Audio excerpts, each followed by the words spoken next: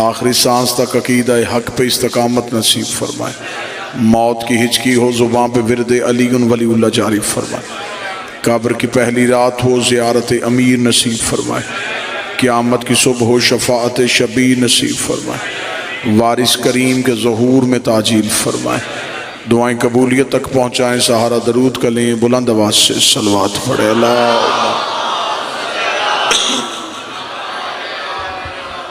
اجازت ہے ذکر شروع کیا جا سکے۔ اللہ کا کام ہے دین بنانا، نبی کا کام ہے دین پہنچانا، اور امام کا کام ہے دین بچانا۔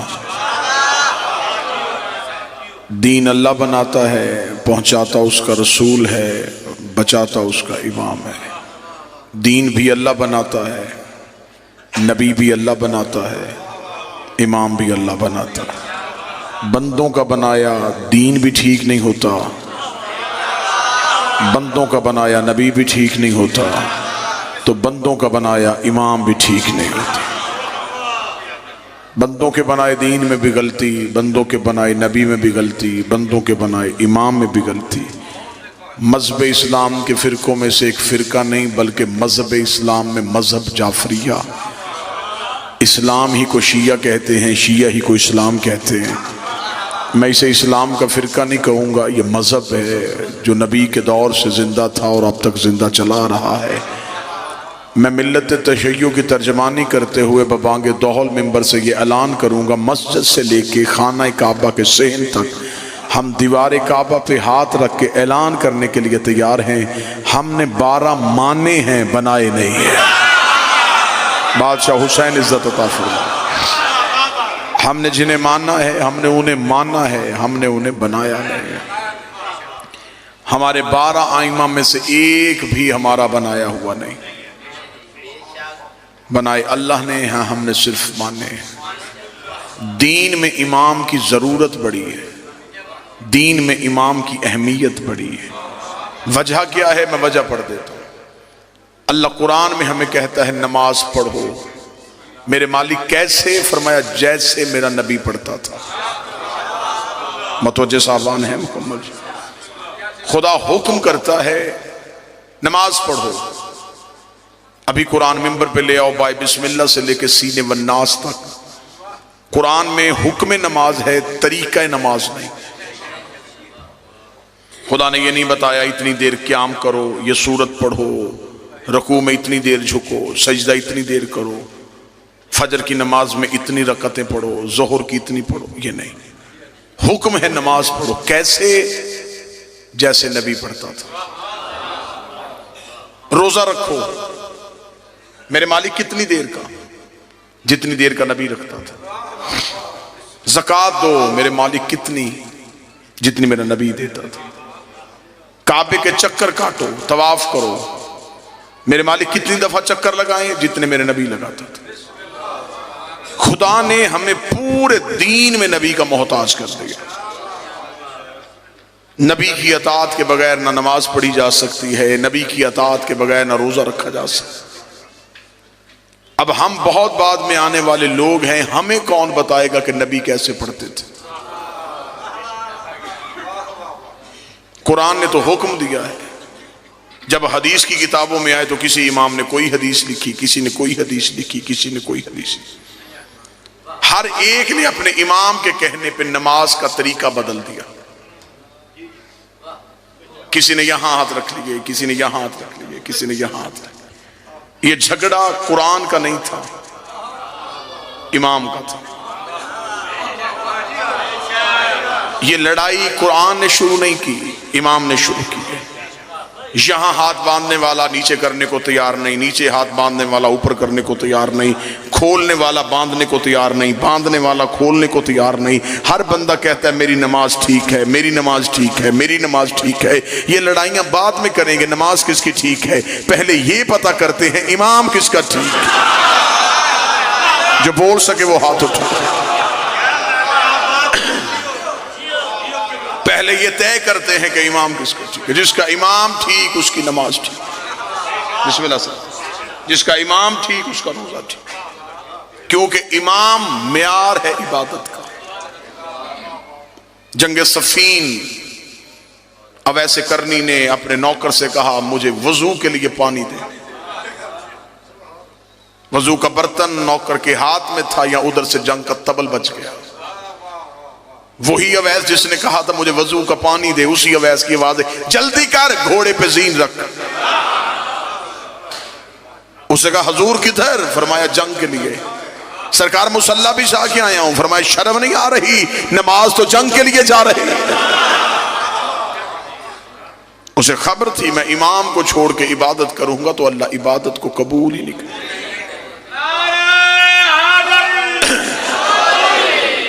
جو نتیجہ دینا چاہتا ہوں وہ نتیجہ جیسے جیسے آپ توجہ کرتے جائیں گے نتیجہ قریب ہوتا جائے گا. اب یہ کون بتائے کہ نبی نماز کیسے پڑھتے تھے؟ مذہب اسلام کے مختلف فرقے، ہر فرقے کا ایک ایک امام. جھگڑا ختم ہو سکتا ہے، لڑائی بہت آسانی سے ختم ہو سکتی ہے.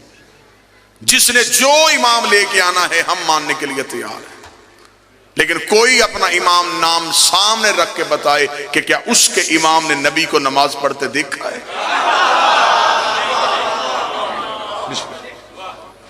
کیا اسے نبی کو نماز پڑھتے دیکھا؟ لیکن جب ہم نے ان آئمہ کی ہسٹری پڑھی تو کوئی 70 سال بعد آیا، کوئی 80 سال بعد آیا، کوئی 95 سال بعد آیا، ایک سب سے آخر میں جو ہے وہ 125 سال بعد. انہیں کیسے پتا تھا کہ نبی کیسے پڑھتے تھے؟ اب اس کا مطلب ہے مذہب اسلام کے جتنے فرقے ہیں انہوں نے جن اماموں سے پوچھا ان اماموں نے مصطفیٰ کو دیکھا نہیں، انہوں نے مصطفیٰ سے مذہب کو سنا اور سن کے آگے بتایا. اب ہم سے پوچھو کہ ہم شیعہ ہاتھ کھول کے نماز پڑھتے ہیں، ہم شیعہ روزے کا وقت ایسا کیوں رکھتے ہیں؟ ہم سے پوچھو کہ ہم نے دین کہاں سے لیا ہے؟ عزت قرآن کی قسم ہے ہم نے کسی سے سن کے نہیں لیا. رسول سجدے میں ہوتے تھے، یہ پشت پہ ہوتے تھے. رسول بازار میں ہوتے تھے، یہ کاندھوں پہ ہوتے. اہل بیت وہ ہیں جنہوں نے نبی کو تنہا نہیں چھوڑا. صحابی دین مکمل دے نہیں سکتا کیونکہ صحابی گھر کے اندر نہیں جا سکتا. نبی کی بیویوں سے دین پوچھ نہیں سکتے اس لیے کہ وہ گھر سے باہر نہیں آ رہے. پیچھے ایک ہی اہل بیت بچتے ہیں، نبی گھر میں تو یہ گھر میں، نبی بازار میں تو یہ بازار. پہلا نتیجہ آسان ہو گیا، دوسرا اس سے بھی آسان ہو جائے گا اگر توجہ یوں ہی رہی. دوسری چیز ہے جس سے دین پوچھا جائے اس کا معصوم ہونا ضروری ہے. دین ہمیشہ معصوم بتاتا ہے. معصوم کے علاوہ دین پوچھیں گے تو دین میں غلطی ہو جائے گی، غلطی ہو جائے گی تو دین غلط ہو جائے گا. جب دین غلط ہو جائے گا تو پھر نماز، روزہ، زکوٰۃ، عبادات ساری کی ساری غلط ہو جائے گی. اب دین کس سے پوچھنا ہے؟ معصوم سے. عزت صحابہ کے بل پاس کرواؤ، ناموس صحابہ کے نام پہ لوگوں کی گردنیں کاٹو یا گھر چلاؤ. کوئی مولوی میری آنکھوں میں آنکھیں ڈال کے بتائے صحابہ کی عزت ہے، اطاعت نہیں ہے. عزت ہے، اطاعت نہیں. اطاعت کیوں نہیں؟ اطاعت ہے معصوم کی. صحابی معصوم نہیں. دین ہمیں لینا ہے معصوم سے. ہمیں جانا پڑے گا معصوم کے دروازے پہ، کیونکہ غیر معصوم کی بات میں غلطی ہو سکتی ہے، معصوم کی بات میں غلطی نہیں ہو سکتی. میں تقریر کروں، تقریر کرنے کے بعد کہوں کہ میرا مجمع جو میں نے تقریر کی ہے مجھے سنائے، تو میری تقریر میں اور آپ کی بتائی ہوئی بات میں فرق آ جائے گا. آپ مجلس سن کے باہر جائیں گے، آپ پورے چکوال میں پھیل جائیں، لوگ پوچھے کدھر تھے؟ پدراڑ تھے. کیوں؟ مجلس تھی. کس نے پڑھا؟ ایک خطیب آیا تھا. کیا پڑھا؟ میری تقریر آپ نے اپنے انداز میں سنائی. تقریر ایک تھی، باہر نکل کے 500 حصوں میں تقسیم ہو. قصور میرا نہیں، جتنے راوی بدلتے گئے. تو بیٹھا ہے تو نتیجہ تو قریب ہے. جتنے راوی بدلتے گئے اتنی تقریر بدلتی. کسی نے کہا مجھے 24 نومبر کی آصف علوی کی پدرہاڑ میں کی ہوئی مکمل تقریر چاہیے. اس سارے مجمع میں سے ایک ایک بندے کے گھر جائیں، کہیں سے پوری تقریر نہیں ملیں گی. ایسا ہے یہ؟ کوئی ایک جملہ بتائے گا، کوئی دوسرا جملہ بتائے گا، کوئی موضوع بتائے گا، کوئی لفظ بتائے گا. تقریر میری تھی، سنی اس مجمع نے. 5 منٹ بعد یہ مجمع بھول گیا. 2019 جدید ترین دور، سائنس بالکل ترقیوں کے عروج پہ، انسان دنیا ہتھیلی پہ لے کے پھر رہا ہے۔ اتنی ترقیوں کے باوجود میری 40 منٹ کی تقریر اتنے پڑھے لکھے بندے فوراً بھول گئے، نبی کی 23 سال کی تبلیغ چند دن پہلے بدھ چھوڑنے والے بندوں کو یاد کیسے ہو سکتی؟ بسم اللہ۔ آپ میری بتائی ہوئی تقریر میں فرق ڈال سکتے ہیں، تو کیا انہوں نے نبی کی بات میں فرق نہیں ڈالا؟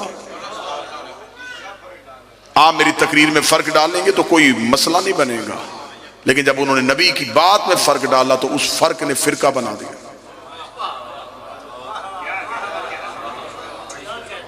ایک فرقہ ادھر ہو گیا، ایک فرقہ ادھر ہو گیا، ایک فرقہ ادھر ہو گیا۔ یہ فرقے نبی نے نہیں بنائے، یہ فرقے راویوں نے بنائے، اماموں نے بنائے۔ امام بتاتے گئے، امام نے کہا نہیں ایسے کرتے تھے، وہ جو فرق تھا اس نے فرقہ بنا۔ اتحاد امت کی کوششیں ہو رہی ہیں، ہر ایک چاہتا ہے کہ مسلمان ایک ہو جائے، کوئی ایسا مسلمان نہیں جو یہ نہ چاہتا کہ مسلمان ایک۔ جب اتحاد امت کی بات کرتے تو ہر مسلمان ایک کہتا ہے اللہ ہمارا ایک ہے، نبی ہمارا ایک ہے، قرآن ہمارا ایک ہے، امت ایک کیوں نہیں؟ یہ سوالیہ نشان وہ مجمع میں چھوڑ کے چلا جاتا ہے، جواب نہیں دیتا۔ جواب میں دیتا ہوں، اللہ ہمارا ایک ہے، نبی ہمارا ایک ہے، قرآن ہمارا ایک ہے، ہم ایک اس لیے نہیں کہ ہمارا امام ایک نہیں۔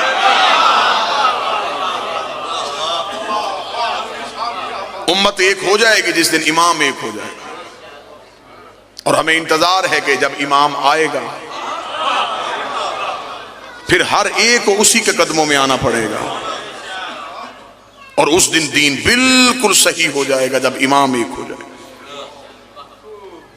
جھگڑا امت کا نہیں ہے، جھگڑا اماموں کا ہے۔ بات سمجھ آ رہی ہے نا سرکار؟ اب میری 40 منٹ کی تقریر بندے بھول سکتے ہیں، لیکن جو مجلس میں ویڈیو کیمرہ لگا ہے یہ نہیں بھولے گا۔ آپ کے پاس حافظہ ہے، اس کے پاس صلاحیت ہے۔ حافظہ، انسانی حافظے کی ایک علت ہے کہ انسانی حافظہ مخصوص چیزوں کو محفوظ کرتا ہے۔ آپ ابھی میری بات سن رہے ہیں، وہ لفظ محفوظ ہوا، اگلا لفظ آیا اس نے اس لفظ کو آگے کر دیا، اس سے اگلا لفظ آیا اس نے اسے آگے کر دیا۔ یہ انسانی حافظے کی کیفیت ہے۔ مخصوص چیز تھوڑے دیر کے لیے انسان کے دماغ میں سٹور رہ سکتی ہے، ورنہ نہیں رہے گی۔ حافظے میں صلاحیت نہیں تھی، کیمرے میں صلاحیت تھی۔ یہ میری بات کو محفوظ کر رہا ہے، محفوظ کر کے اس نے رکھ لیا۔ 25 سال کے بعد بھی اسے آن کرو، میں ایسے ہی بولنا شروع کر دوں گا جیسے اب بول رہا ہوں۔ نہ لہجہ بدلا، نہ تقریر بدلی، نہ لفظ بدلے، نہ روانی بدلی۔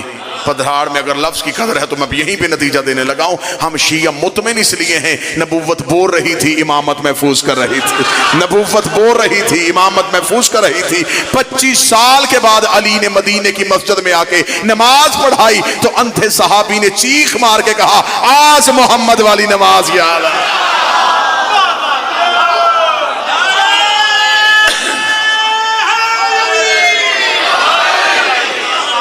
آج ہمیں نماز مصطفیٰ یاد آ گئی، آج ہمیں محمد کی نماز یاد آئی۔ کیوں؟ اس لیے کہ امامت میں غلطی نہیں تھی۔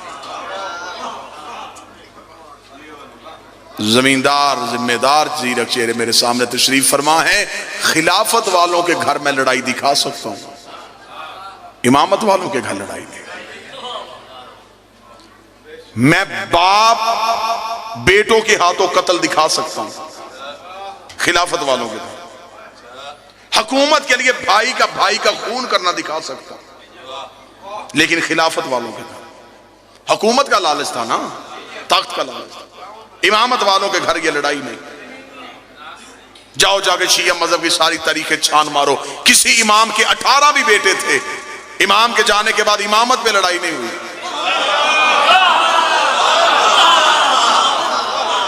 کہ اس امام کے گھر میں امام کے بیٹوں نے تلواریں نکال لی ہو کہ نہیں میں امام بنوں گا، دوسرے کا میں امام بنوں گا، تیسرے کا میں امام بنوں گا۔ امامت والوں کے گھر لڑائی کیوں نہیں ہوئی؟ اس لیے کہ انہیں پتا تھا امام ہم نے نہیں بنانا، امام اللہ نے بنانا ہے۔ تو پھر فیصلہ امت کیوں نہیں کرتی؟ جب امام کے بیٹے امام نہیں بنا سکتے تو غلام کے بیٹے امام کیسے بنا سکتے؟ امام چننا ہمارا کام نہیں، بنانا اللہ کا کام ہے، ہمارا کام صرف ماننا ہے۔ بادشاہ حسین ہم نے نبی کے بعد یہ نہیں دیکھا کہ تخت کس کے پاس ہے، ہم نے یہ نہیں دیکھا تاج کس کے پاس ہے، ہم نے یہ دیکھا ممبر پہ کون ہے۔